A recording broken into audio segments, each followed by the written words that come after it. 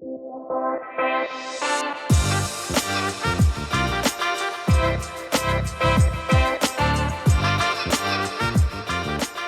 and welcome to the AUA Focus Series, a podcast channel by AUA Media Lab.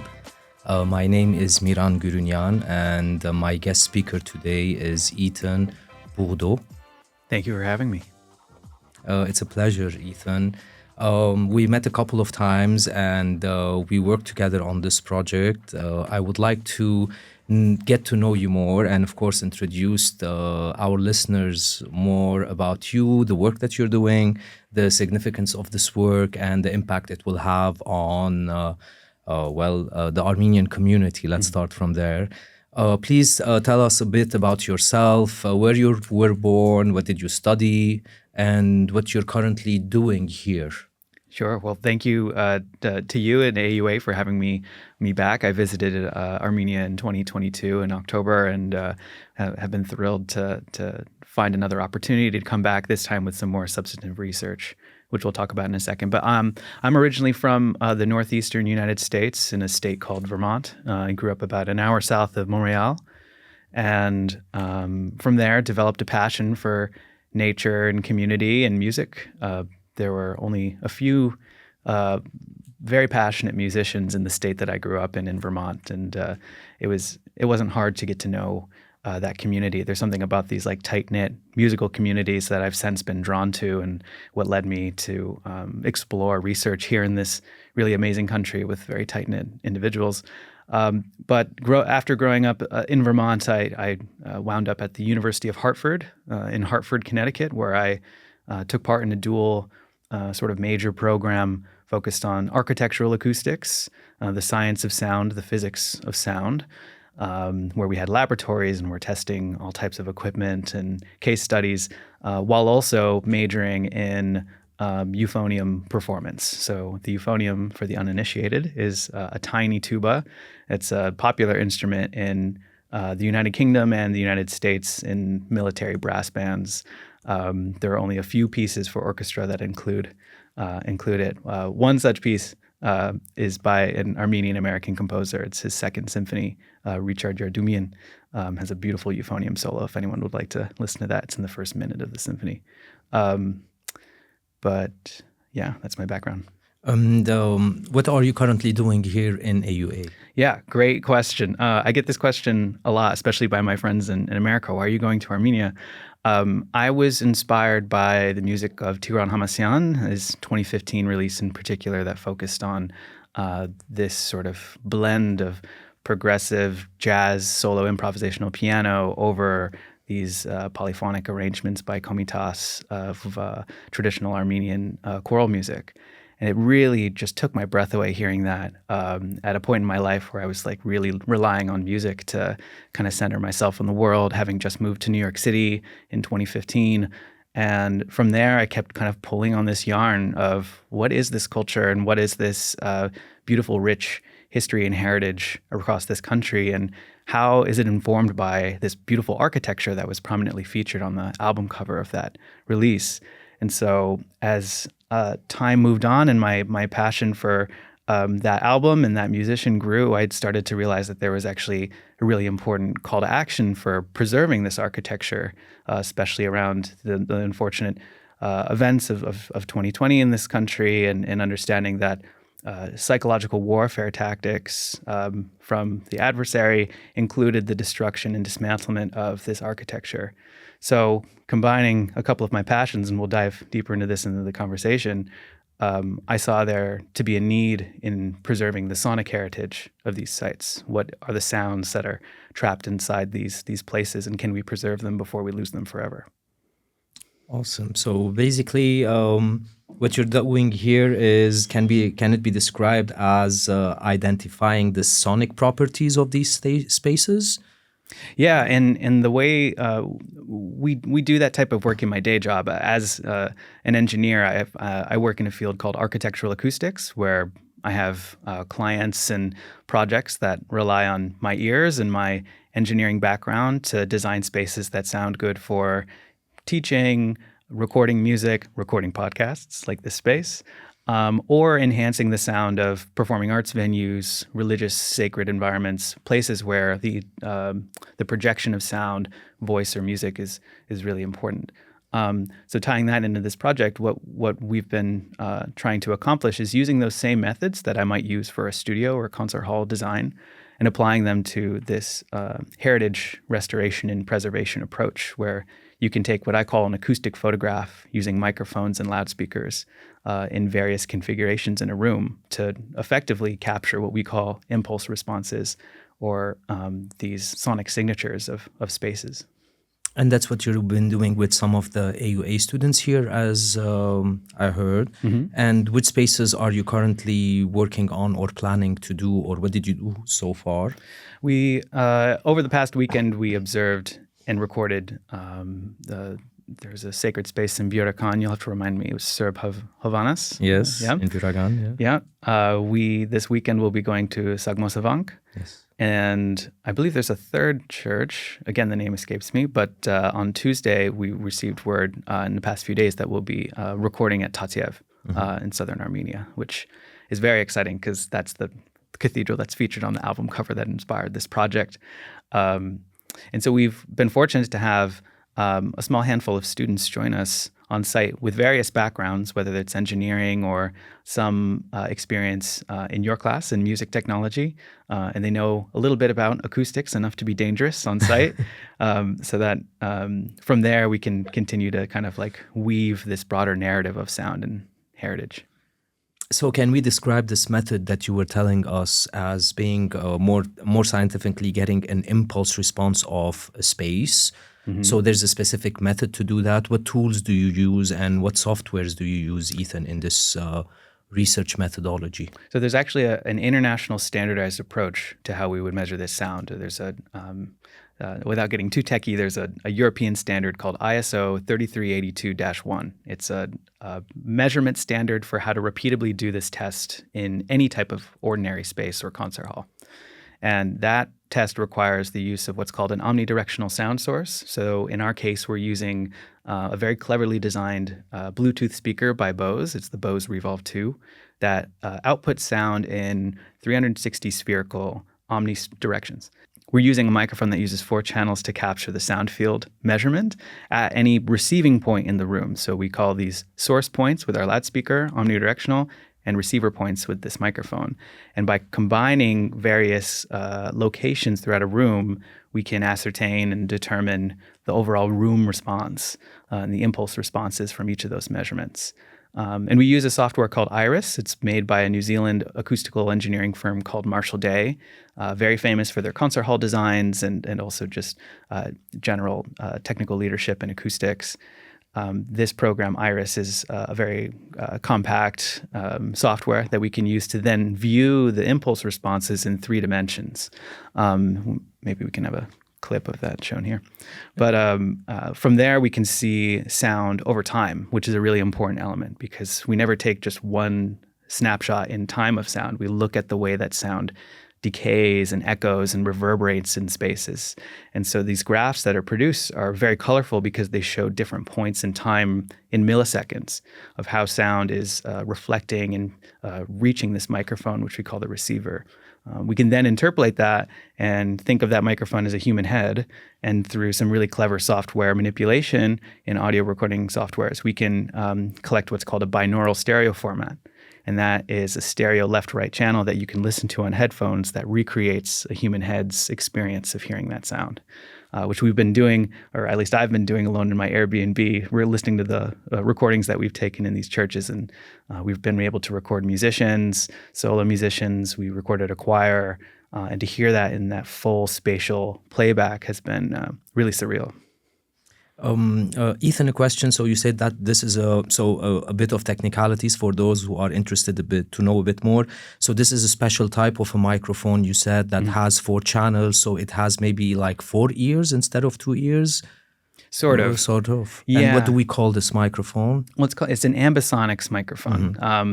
It's or a tetra microphone. It's using 4 microphones that are in like an opposing triangular formation, and in that formation, scientists back in I believe the 50s or 60s in the United Kingdom were able to determine that you can reproduce and actually steer a person's perspective using this sort of like master audiophile format that these microphones produce, which is really useful, say, in video game design. If you're walking throughout sort of like a free-form landscape and you're redirecting your perspective, a lot of those files are using 3D audio formats, spatial audio formats, to give you a sense of perception as you're entering these new worlds and realities. You might see these on on VR applications, headsets, where you also have accelerometer movements that inform your positioning with the audio. So that's that. Hopefully, we're going to be able to use that type of the technology from these recordings when we develop a website where people can actually interact with the sounds of these churches, sort of to accompany an existing website called 3darmenia.org, where a couple of these very, very advanced LiDAR 3D scans of these churches currently exist.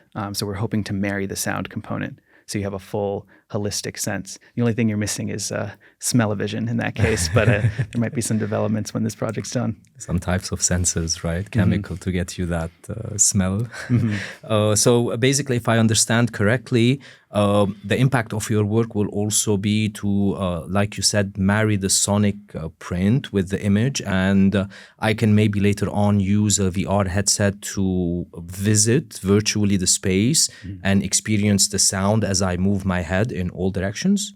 That's correct. All right. That's interesting, and will be so. This work will be an ongoing work later on, or it will stop as soon as you leave the campus. No, the point of my being here is to actually train a series of current students and future students on how to use equipment that now lives at AUA. I was fortunate to be able to bring some of that equipment, procure it while I was in the United States, and also bring a copy of the software that I use, the Iris software. So now AUA has access to this equipment, which could be used hopefully to continue this heritage project, but could also expand out to other types of architectural acoustic analysis and projects that the students may be interested in, such as understanding a possible career in architectural acoustics, taking measurements of rooms like this and seeing how they perform relative to maybe their classroom, where they have either a good time or a hard time understanding their teacher or professor. So there's some practical analysis that can be undertaken with this new equipment that I'm excited about, but primarily seeing this heritage project through, where we can record as many of these churches as possible in Armenia and also throughout the ancient Armenian world. We've been talking with a couple other institutions about maybe visiting Eastern Turkey to record around Lake Van, and I've been in contact with the World Monument Fund based in New York about going to Ani and recording up in northeastern Turkey as well. So nice. Some questions also about the spaces that you're studying, Ethan. Why holy spaces, and what's so special about that? Why do you choose churches and holy spaces for analysis? Well, the architecture of spaces, just historically, especially in the ancient world, has often served more deeper intent than, say, like the physical aesthetics, the visual beauty that we may come to learn and love about them in photographs, especially in a region in former kingdom of Armenia, which was the first Christian nation. I know I'm preaching to the literal choir when I say that, but understanding like what did these structures really mean to the people at the time, where dogma and divinity, this idea of a greater power, was being spread in this sort of nationally sanctioned type of environment. At the same time, with these churches acting as fortresses from invading presences over the centuries that followed and preceded. So how did the architecture, using massive stones, inform the sound privacy and insulation that you would need from a fortress, while also supporting the voice of, say, like a single or team of sacred liturgists or singers or speakers?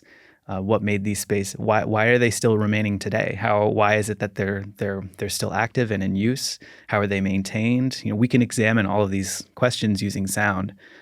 We can examine what we know about their history and lineage, maybe even doing a musicology study of folk tunes or specific liturgies that were adapted in other regions and in specific regions.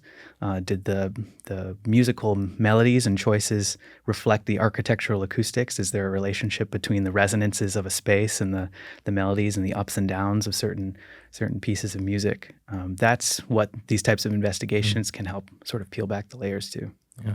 So it's interesting because historically it has been proven that sometimes the way a specific space was built was to accommodate a specific maybe genre of music, or sometimes the music was composed based on its original premiere space. So if it was a large reverberant space, probably the composer wanted to compose a piece that was slower in pace to allow the resonances and reverberation to take shape and not cluster the sound, while if it was maybe smaller or deader spaces, the music would have been much up-tempo and faster. Mm-hmm. What's your experience with holy spaces, and how do they differ between different religions? So maybe a church, is it a bit different than a mosque or a synagogue? What's your experience in that? So was the construction really reflecting some kind of the sonic practices that they were doing, whether it was spoken words or chanting, Gregorian chants, etc. So how are these spaces different? Well, I'm still a student of this sort of ancient world and understanding, but some of the fundamentals that I've become aware of include that certain religions were less favorable to music being present in these spaces, and especially as the churches became mosques, became churches, etc. One example that I've referred to in this particular study has been Stanford's research at Hagia Sophia in Istanbul, where a clever researcher was able to bring in a couple balloons in lieu of their omnidirectional loudspeaker. You can actually use a very large balloon and burst that a few times to also get the impulse response of a very large space. So she was able to convince the security guard to let her burst 3 balloons, which they then used back at Stanford to post-process and recreate the sounds of what that space's acoustics would have offered for Byzantine-era chamber music, which is polyphonic in nature. It's larger ensembles. It may be the first earlier examples of polyphonic music. That I may need to be corrected on that.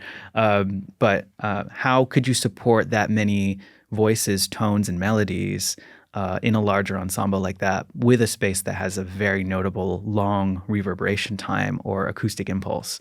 That's always fascinated me.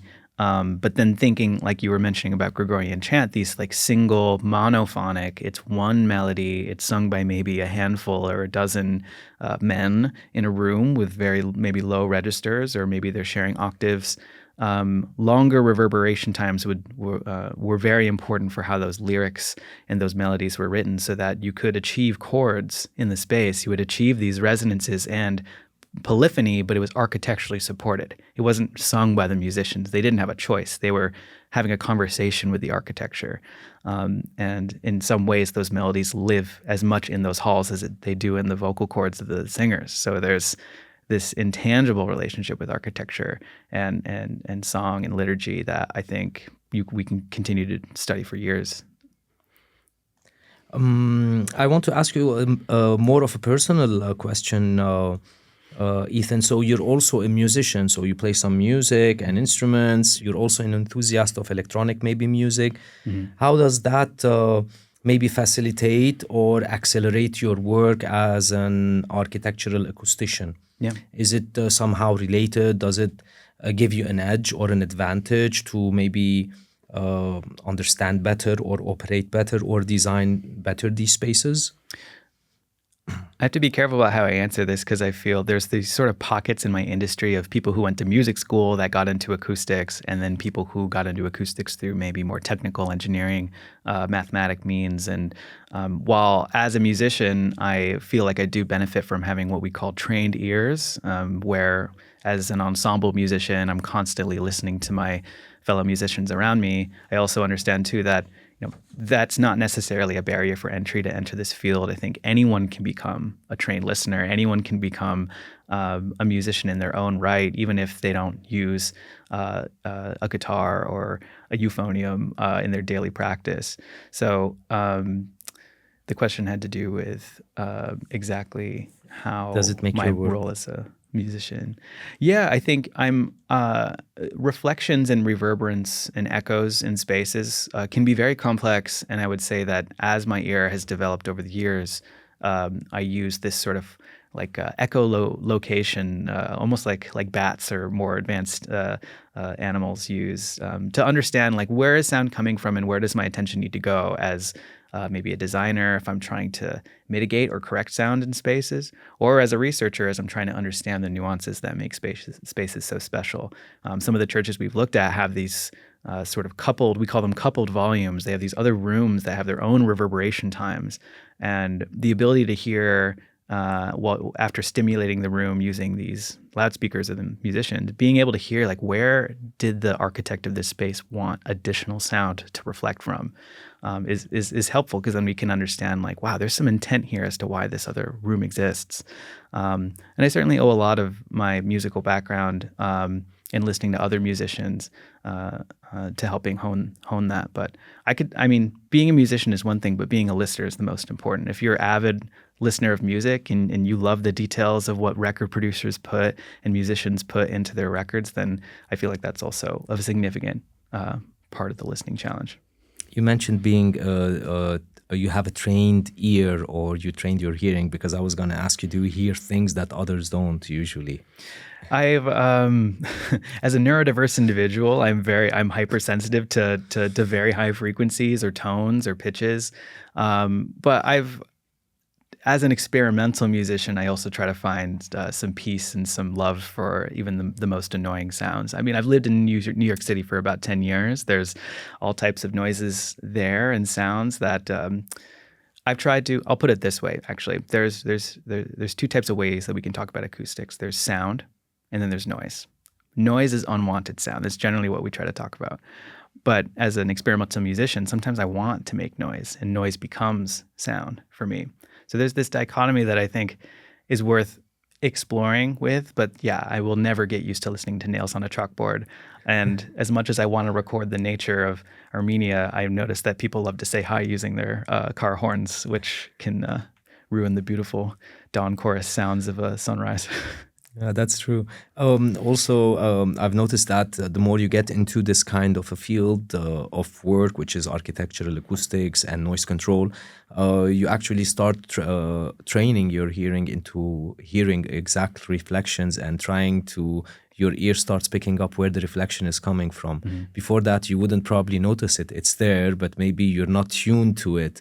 So how much does that focus and concentration becomes at some point innate, and you don't think about it, but you actually start hearing it, and you know exactly that because you do acoustical works and noise control.